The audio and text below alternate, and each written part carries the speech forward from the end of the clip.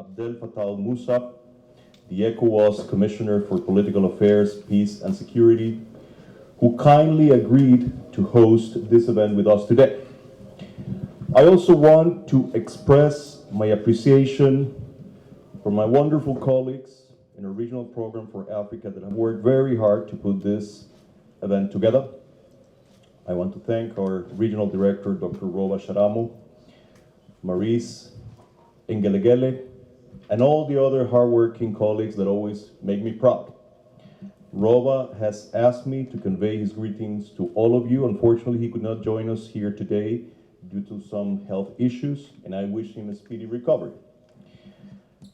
For those of you who are not so familiar with the work of International IDEA, let me give you a very brief introduction.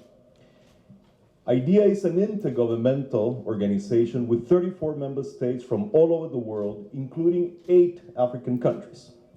We have an exclusive mandate to support, advance, and protect democracy worldwide.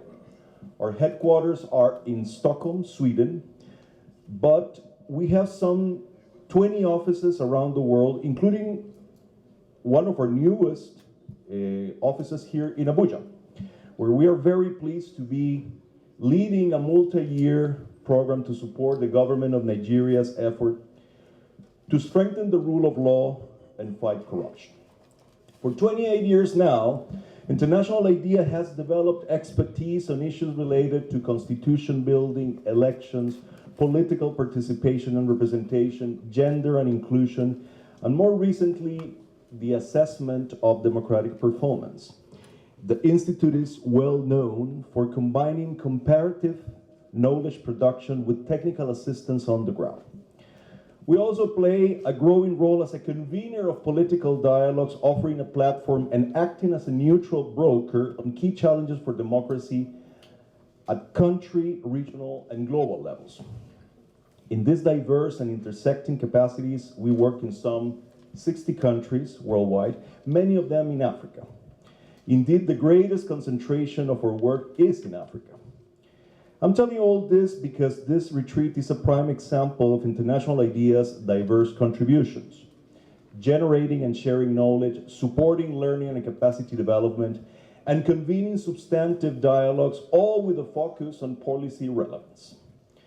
I cannot imagine a better way to build consensus on how to support constitutional transitions in Africa than by gathering this community of experts and political leaders. I am thus very proud that International IDEA is convening this retreat.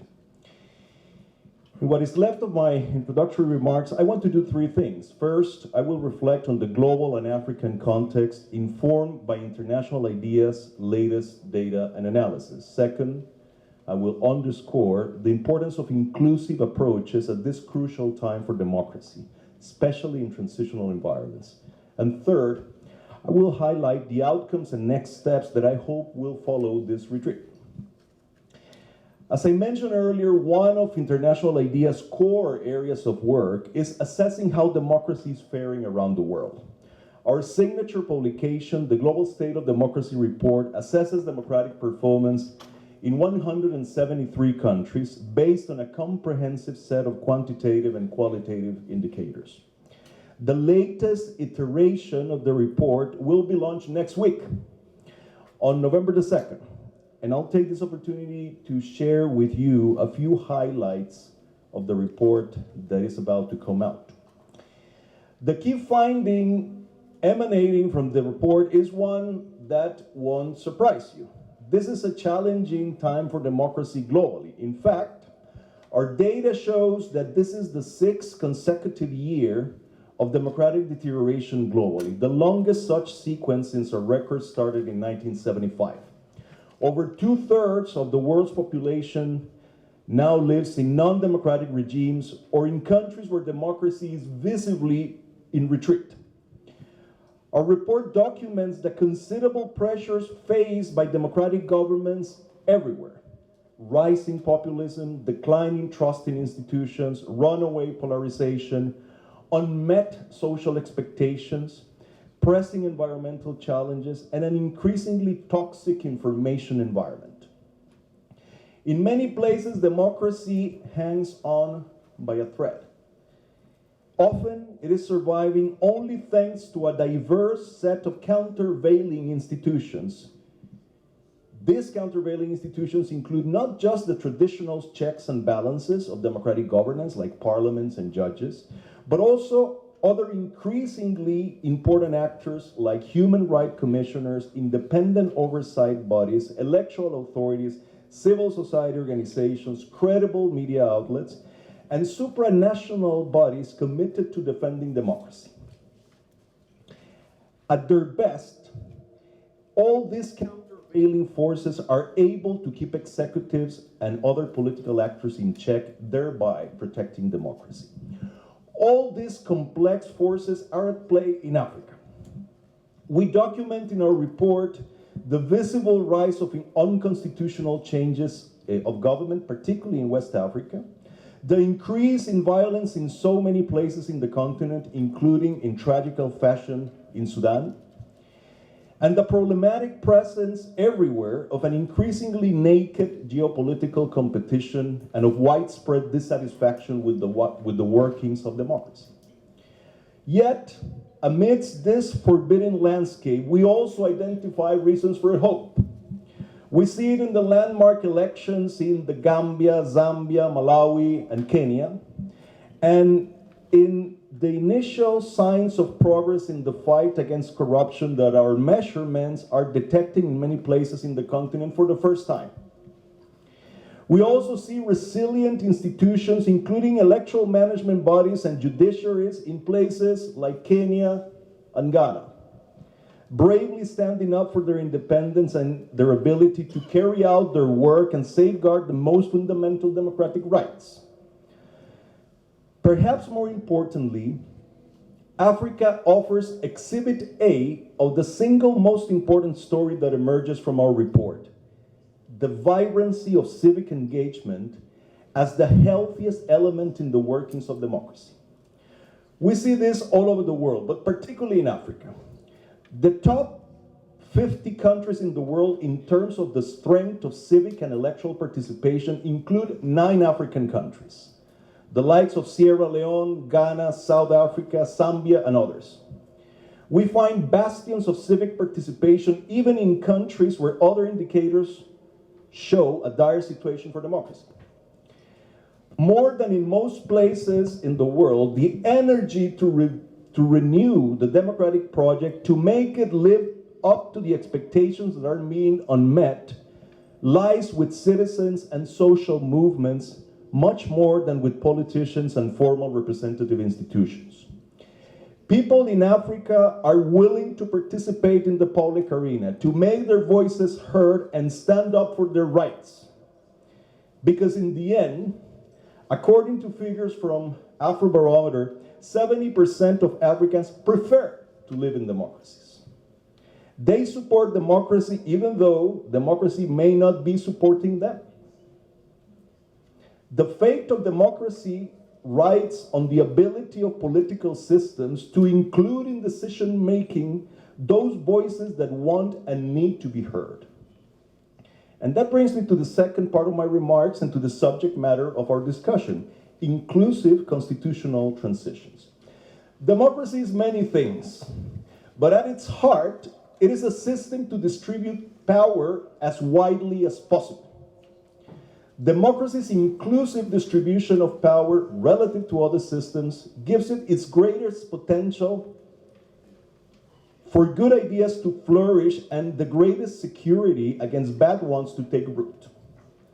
When democracy allows power to be tightly controlled by a small cabal of self-serving elites, it squanders one of its crucial assets and endangers its own future. And this is, let's be honest, what has become par for the course in democracies all over the world.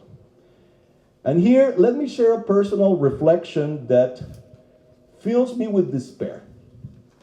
I used to think that my part of the world, Latin America, I come from Costa Rica, that my part of the world, Latin America, arguably the most unequal and exclusion-ridden region on Earth, would evolve in the direction of creating the more inclusive democracies that we see in some developed countries. That it would take a long time, but we would get there in the end. What I'm seeing is something different and more alarming. It is the rest of the world, including much of Africa and even the United States, that is becoming more and more like Latin America, where democracies live dangerously because they coexist with obscene levels of inequality and exclusion. The low-intensity democracies of Latin America are at risk of becoming the future everywhere. To prevent this from becoming our future, a deliberate effort to rethink the social contract that underpins most of our democracies is sorely needed. And the thing is that as much as we talk about the urgency of renegotiating the social contract, there are precious few opportunities to do that.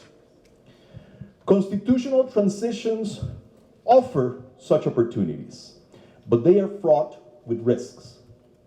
Yes, as social and political processes which reframe the social contract and reshape access to power, transitions are prime opportunities for inclusive reform and democratic consolidation. But they are also high-value targets for capture by those who wish to entrench their own influence at the expense of others. And as goes the transition, so goes the democracy that emerges from it. And herein lies a key lesson from history. Any political system about which a significant part of the population doesn't feel that it has a stake in it is more likely to be challenged, often in violent ways, by the ones that feel left out. It is precisely for this reason that constitutional transitions must give everyone a stake. At these critical junctures, when power is distributed and enshrined, all stakeholders need to have skin in the game and something to lose if the new dispensation fails. This is especially true for constitutional transitions following unconstitutional changes of government, when absolute rule is replaced by the rule of law. Those holding or aspiring to hold political clout at the time of transition must be able to see themselves included in the new order. Indeed, the imperative to build trust and ownership of all stakeholders in transitions was one of the main takeaways from last year's inaugural retreat. In doing so, we increased public and stakeholder confidence in the new political system and turned them into bulwarks against future attempts to undermine the transition. At a time of significant challenges to democracy globally and in Africa, and recognizing the role that inclusion plays in the success of constitutional transitions, I am very pleased that this year's retreat will focus us on institutionalizing inclusive constitutional transitions in fragile and conflict-affected states. It will do so not just for the sake of having an interesting discussion, but with the intention of generating instruments to impact reality. I am particularly optimistic about the planned regional mechanism to support inclusive constitutional transitions through the rapid deployment of technical assistance. The proposal to pilot the regional mechanism in Burkina Faso, Somalia, and the Gambia speaks to the model's broad relevance across diverse constitutional and transitional contexts. This event is a testament to what IDEA does at its best. Collaborate with local actors, create a platform for dialogue, provide comparative information so that you, people of great knowledge, experience, and authority, find answers to the most pressing questions that beset your region, so that you find African solutions for African problems. But then, we will also share the ideas that will emerge from here so that others in places far away from here can take inspiration from you and find their own solutions. A writer of this land, the great Wole Soyinka, once said, and here I quote, that intolerance has become the ruling ideology of today, end of quote. In this time of growing intolerance and exclusion and violence, a gathering conceived to systematize inclusion and build mutual understanding into democratic systems is a most worthy endeavor, and we are proud to be associated with it. Let it be known that International IDEA will continue to support this work enthusiastically. More importantly, for as long as I'm here, we will continue to support Africa's unfinished quest for dignity, self-determination, and democracy. As a Latin American friend, humbled by your history, let me tell you, it is our quest too. Thank you.